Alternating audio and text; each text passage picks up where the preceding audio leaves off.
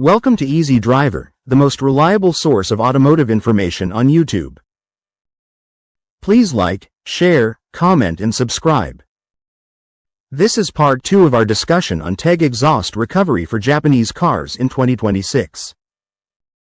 In this video, we'll go deeper into what to expect, what to watch out for, and whether it's worth it for you. Let's continue.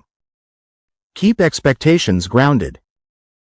In good conditions, a well-engineered TEG can bring low single-digit fuel economy gains.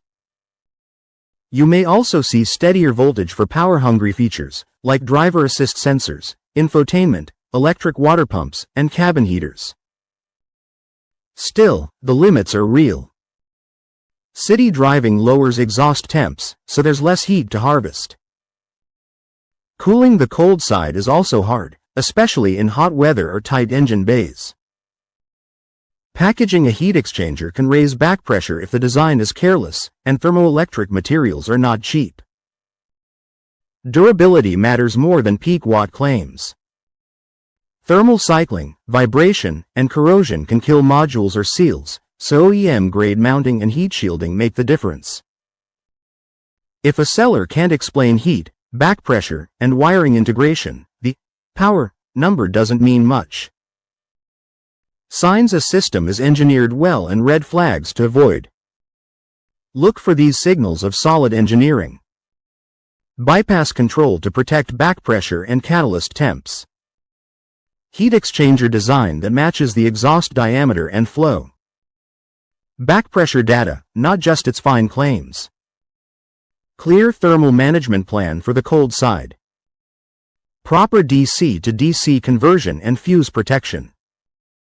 Test results with stated conditions: speed, load, temps.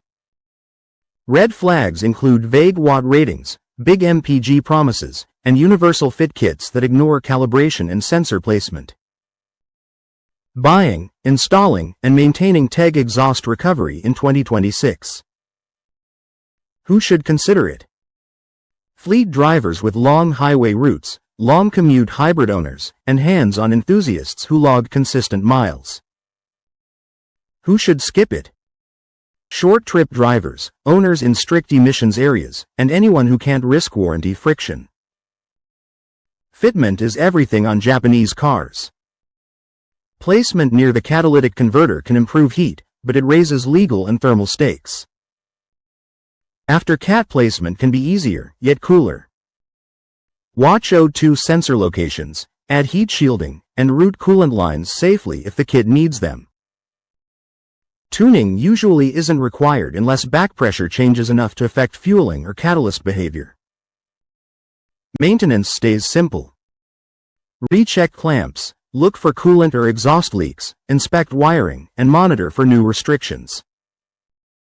TEG exhaust recovery is a real efficiency tool, but it's not magic. It works best with steady, hot exhaust and a system built like OEM hardware. Before buying, map your driving pattern, confirm legality and warranty impact, and ask for back pressure and test data that matches how you drive. The right questions beat shiny watt numbers every time. Please comment, like, share, and subscribe for more automotive information like this. Thank you for watching.